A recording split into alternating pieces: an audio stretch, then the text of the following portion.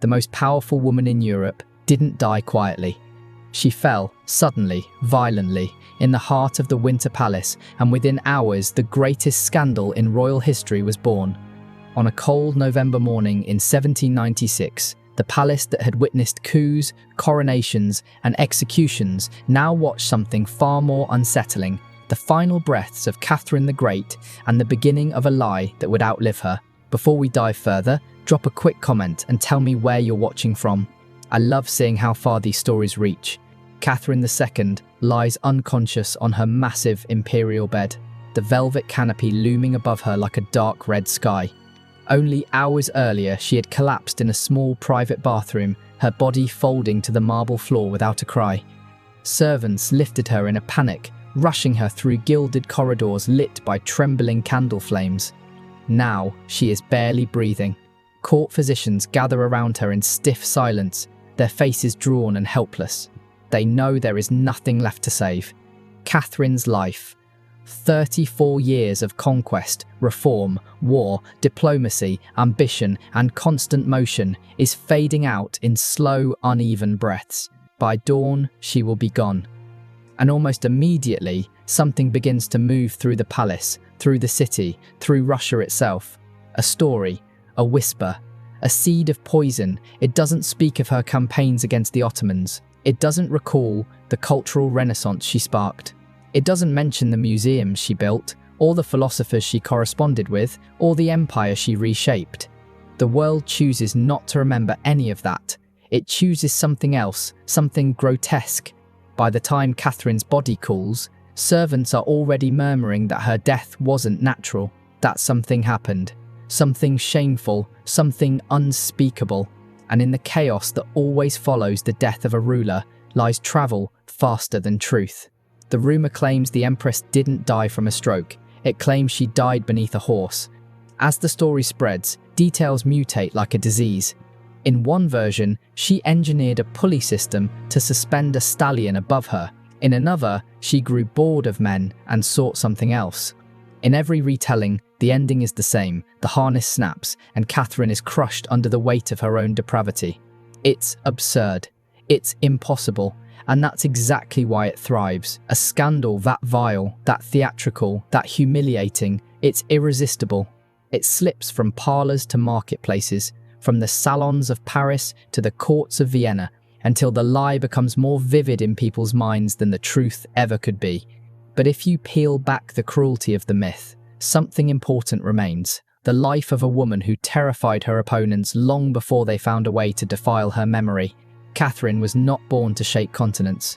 She wasn't even born with a claim to anything greater than a minor German title. She entered the world as Sophia Augusta Frederica of Anhalt-Zerbst, a girl expected to live a quiet, unremarkable life. But Europe's politics have a habit of pulling the obscure into the heart of storms. At 14, she was singled out by the Russian court as a potential bride for the heir to the throne. That heir was Peter, the future. Peter III, a boy who would one day prove disastrously unfit to rule. But in 1744, none of that was known. All anyone saw was an opportunity for a strategic marriage. Sophia's father delivered a single piece of advice before she left: Russia will not adapt to you. You must adapt to Russia. And she did. The young girl travelled across frozen Europe, arriving in St. Petersburg with the determination of someone who understood this was her one chance to escape insignificance. She converted to the Orthodox faith, took the name Catherine, and married Peter in a grand ceremony meant to symbolise stability and unity. But behind the spectacle, the marriage was a slow-moving disaster. Peter was erratic, vindictive, emotionally stunted. He openly insulted Catherine before the court. He spent more time playing with Prussian toy soldiers than attempting to lead an empire. He paraded mistresses before her, and their marriage, for years, remained unconsummated, a humiliation that Catherine endured in tense silence. Every humiliation forced her further inward. Every insult sharpened her understanding of power. Every cold night beside a man who despised her pushed her closer toward the truth she eventually embraced. Survival required transformation, so Catherine transformed. She mastered Russian until she spoke it more eloquently than many nobles. She consumed books by the hundreds, histories, political treatises, philosophical works, anything that could teach her how to navigate a hostile court. She built alliances, not loudly, but quietly, methodically, forming bonds that Peter was too arrogant to notice. In secret, she created a foundation of influence, strong enough to hold up a throne, and then came the moment that tipped everything. Empress Elizabeth died in 1761, and Peter ascended the throne. What followed was a catastrophe nearly unmatched in Russian history. Peter alienated the Orthodox Church with abrupt Lutheran impositions. He infuriated the army by praising Prussia, the very nation Russia had defeated after years of bloodshed. He pushed reforms that offended every layer of the nobility. And worst of all, he made it clear he intended to rid himself of Catherine by divorce, by exile, possibly by imprisonment. He had no idea how dangerous she had become. For 17 years, Catherine had been preparing for a moment like this. 17 years of watching, learning, enduring, calculating. And in 1760, when Peter marched blindly toward his own destruction, she acted, backed by the Imperial Guard and the Orlov brothers, one of whom was her lover. Peter was forced to abdicate. Within days, he was dead. Catherine took the throne at 33. A woman with no Russian blood had just seized the largest empire in Europe. And that moment, that act, is the shadow under which every rumour, every whisper, every obscene lie would eventually grow. Because some people never forgive a woman for surviving, and they never forgive her for winning. Catherine came to power the way storms arrive, suddenly, violently, with a force nobody could ignore. Once she took the throne, there was no hesitation, no gentle transition, no pause for breath. She ruled immediately, decisively, as if she had been preparing her entire life for this single moment. Because she had. The Russia she inherited was enormous, but unstable. A vast, icy beast, stitched together from conquered lands, fragile loyalties, and centuries of fear. To rule it required more than authority. It required imagination. It required will. It required a kind of relentless ambition that few men possessed, and almost no woman was ever allowed to display. Catherine had all of it. She began by reshaping the court itself. Gone were the stifling rituals and the intellectual stagnation of previous reigns. In their place came scholars, architects, philosophers, and scientists from across Europe. Petersburg, a city of cold stone and colder politics, started to glow with something new, ideas. Catherine devoured these ideas. Voltaire, Diderot, Montesquieu, their works filled her libraries and her private thoughts. She didn't just read them, she challenged them, wrote to them, debated their theories from thousands of miles away. For nearly 15 years, she corresponded with Voltaire, and in a strange way, he became her public ally. In Paris, he called her the Northern Star and defended her image as an enlightened monarch. But while Europe discussed her intellect, Catherine focused on something more dangerous: expansion. Russia's borders had always been the source of its insecurity. Too long to defend, too thinly held, too vulnerable to enemies on all sides. Catherine intended to change that forever. Her armies moved like winter wind across the Black Sea frontier. She launched 2 major wars against the Ottoman Empire, shattering Turkish power in the region and securing Russia a permanent foothold on the Black Sea. Crimea fell under her control in 1783, transforming Russia into a naval force that Europe could no longer ignore. In the West, she carved Poland apart piece by piece, participating in 3 partitions that erased the country from the map. With each political maneuver, each treaty signed under pressure of Russian guns, her empire swelled. The map of Europe was no longer shifting around her. She was the one shaping it. And yet Catherine's ambition reached even further. She dreamed of resurrecting the fallen Byzantine Empire, placing her grandson Constantine on a newly reborn Greek throne. The plan, known as the Greek Project, was bold enough to seem mad, but Catherine did not think in small terms. She saw empires like chessboards, and she intended Russia to become the most powerful piece in the game. The project never materialized, but the attempt itself revealed who she truly was: a ruler who refused to accept limits, even the limits of history. Inside her empire, she pursued a different kind of conquest, culture. She gathered art with the hunger of a collector who knew she was building something eternal. Masterpieces from Italy, France, Holland, and beyond were shipped to St. Petersburg in endless crates. The collection grew so massive that she built a new wing of the palace simply to house it. That wing became the Hermitage, a monument to a woman who wanted to turn Russia into something refined, sophisticated, impossible to overlook. But while Catherine built museums and wrote to philosophers, the empire beneath her glittering capital was cracking. Millions of serfs lived in brutal conditions. Families were sold like cattle. Peasants were beaten, starved, and worked to exhaustion under noble landlords who held near total power over them. In 1773, the fragile order shattered. Yemelyan Pugachev, a Cossack with charisma and a dangerous talent for storytelling, gathered thousands by claiming to be Peter III, Catherine's murdered husband, returned from the dead to liberate the oppressed. His rebellion wasn't a skirmish, it was a wildfire. Town after town fell, landlords were slaughtered. Imperial authority collapsed across entire regions. For the first time in her reign, Catherine felt the empire trembling beneath her. She responded the only way she believed would preserve Russia and herself. Her armies marched with ruthless precision. Pugachev was captured, dragged to Moscow in a cage, and executed in a public spectacle designed to freeze rebellion in the blood of the witnesses. His followers were hanged along the roads, their bodies left swaying in the wind. The message was unmistakable: break Russia, and Russia will break you back. The rebellion changed her. Whatever idealistic ideas she once held about improving the lives of serfs evaporated. Stability demanded obedience, and obedience demanded fear. Catherine expanded the nobility's control over their peasants, tightening the chains in an empire already notorious for its brutality. This duality, enlightenment on the surface, iron beneath, became the signature of her rule, but the world rarely judged her for political contradictions. It judged her for something else entirely: her personal life. Catherine's lovers were not secrets, they were part of her court's rhythm. Some were political allies, some were emotional havens, some were young men eager to be chosen.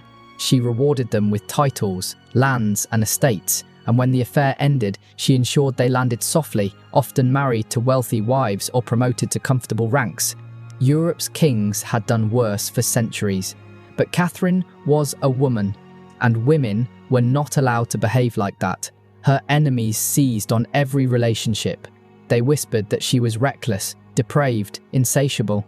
They painted her as an empress, ruled by lust rather than strategy, ignoring the fact that many of the men she chose also helped her govern. They ignored the nuance and printed the caricature. It was easier to believe a woman could control an empire with her body rather than her mind.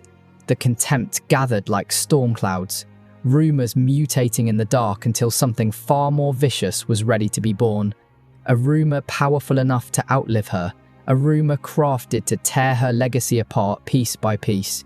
But what it would become, and how far it would spread, no one in Catherine's lifetime could have imagined. A lie was coming, one so obscene it would crush truth beneath it. Catherine the Great's death should have settled her story. It should have ended with a state funeral, a sealed coffin, and a legacy written in the vast territory she expanded and the brutal rebellions she crushed.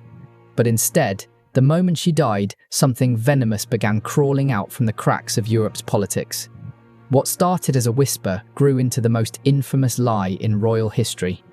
Her final hours were painfully ordinary. On November 16, 1796, Catherine collapsed in her private bathroom, her body failing without fanfare. Servants carried her to her bed, where she drifted between breaths until she slipped away the next morning.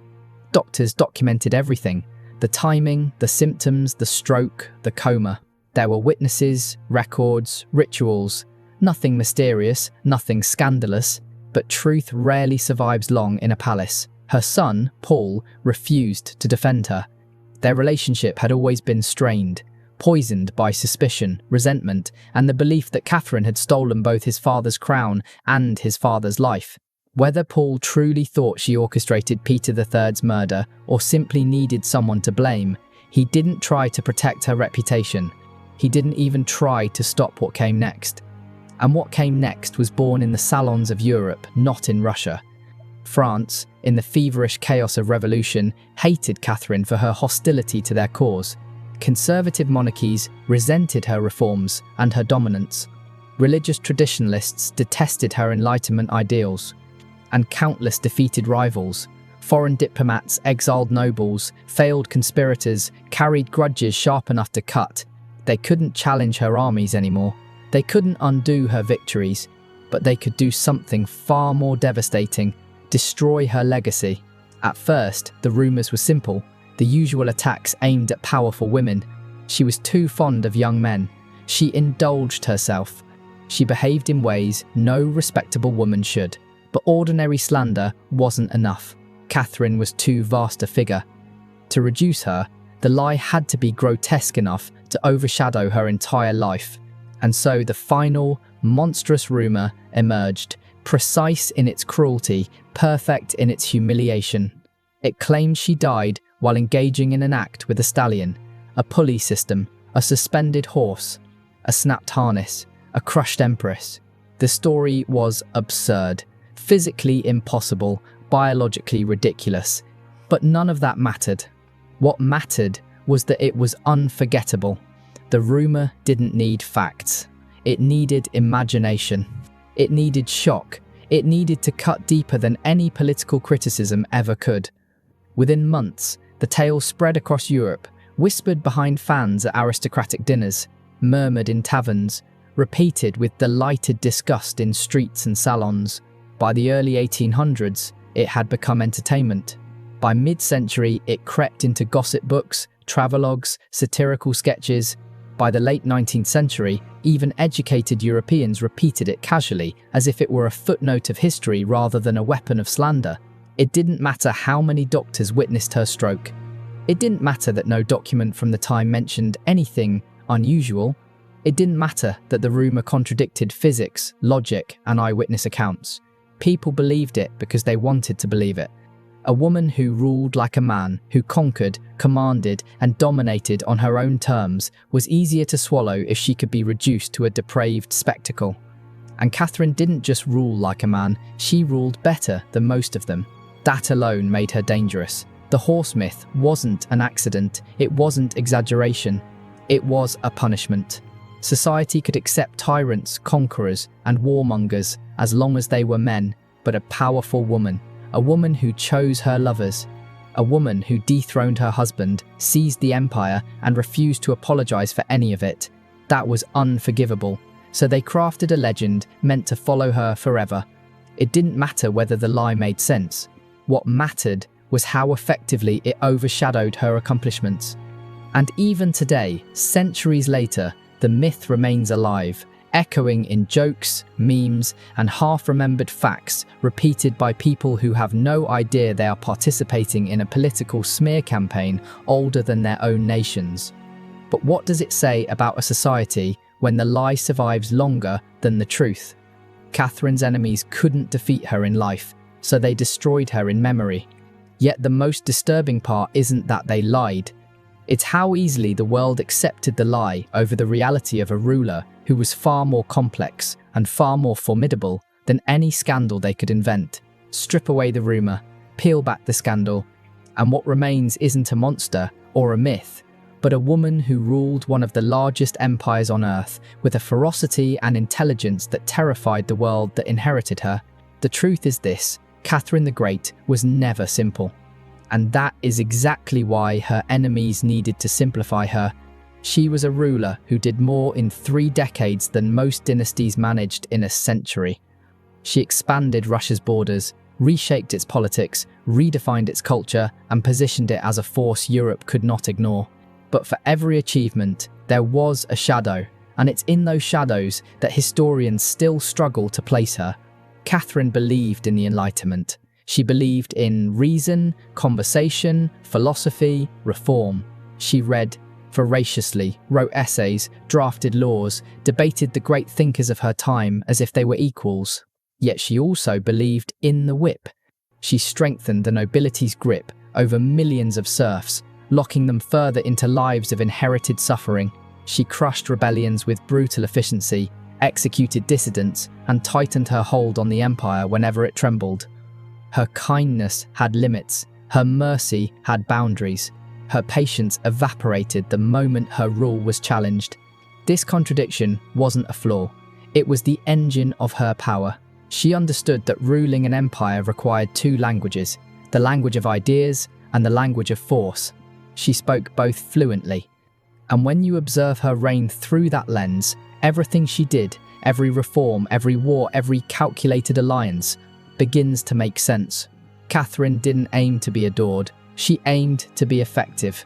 This is why her approach to her personal life was equally pragmatic. Her lovers weren't just companions. They were political instruments, sources of loyalty, and sometimes shields against the crushing weight of the throne. Some were brilliant. Some were foolish. Some burned bright and then disappeared. But Catherine never let intimacy become weakness. Take Grigory Orlov, a soldier, a conspirator, a man whose passion matched her ambition. He helped her seize the throne and nearly became her partner in rule. Their romance ended, but the gratitude remained. Then there was Grigory Potemkin, a man as volatile as he was visionary. Their relationship was something Europe couldn't comprehend. Lovers, rivals, co-rulers, perhaps even secret spouses. Even when the romantic spark died, the political fire never did.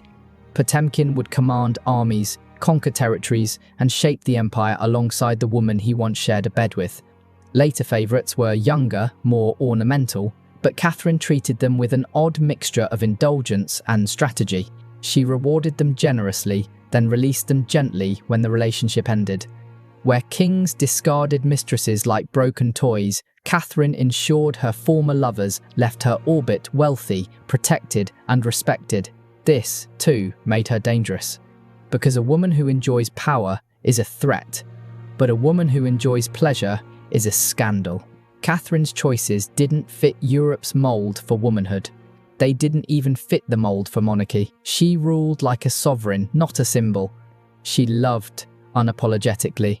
She built, destroyed, reformed, conquered, punished, rewarded, all with the authority of someone who believed deeply, perhaps too deeply, in her own destiny. And that belief left a mark on history that no lie could fully erase. But the world didn't want to understand her. Understanding a woman like Catherine requires nuance, something propaganda never offers. It was easier to reduce her, easier to twist her power into perversion, easier to mock her than to reckon with the scale of what she achieved. After all, think of what she accomplished. She turned the Hermitage into one of the greatest museums on Earth. She expanded Russia's territory by hundreds of thousands of square kilometers. She redefined the monarchy's role in politics. She stabilized a collapsing empire. She outmaneuvered kings, diplomats, enemies, and even her own husband. She became a symbol of the Enlightenment while ruling with autocratic precision. That kind of life is difficult to summarize. It's far easier to bury it in a single, vulgar rumor. But if the horse myth reveals anything, it's this: powerful women are rarely defeated by armies. They're defeated by stories. Stories travel faster than troops. Stories require no evidence, no witnesses, no logic. Stories stick, especially when they flatten a complicated person into something the world finds easier to mock than understand. Catherine the Great deserved a legacy built on her achievements. Instead, she was handed a legacy built on someone else's imagination. Yet here's the part her enemies never predicted. When you excavate the truth beneath the rumour, Catherine becomes even more formidable. Not because she was perfect, far from it, but because she was real. She was brilliant and brutal, compassionate and calculating, progressive and oppressive. A ruler so extraordinary that the world had to invent a myth obscene enough to overshadow her reality. But her real story, the one written in blood, ink, stone, and territory, refuses to stay buried. History remembers Catherine the Great, not because of the lie, but because the lie could never fully contain the woman who inspired it. And in the end, the only thing truly crushed beneath the weight of the rumour was the truth of how dangerous she really was. If this story kept you watching, drop a like and comment your country or city below. I truly love seeing where everyone's tuning in from. And please, subscribe to help this small channel grow. It means more than you know.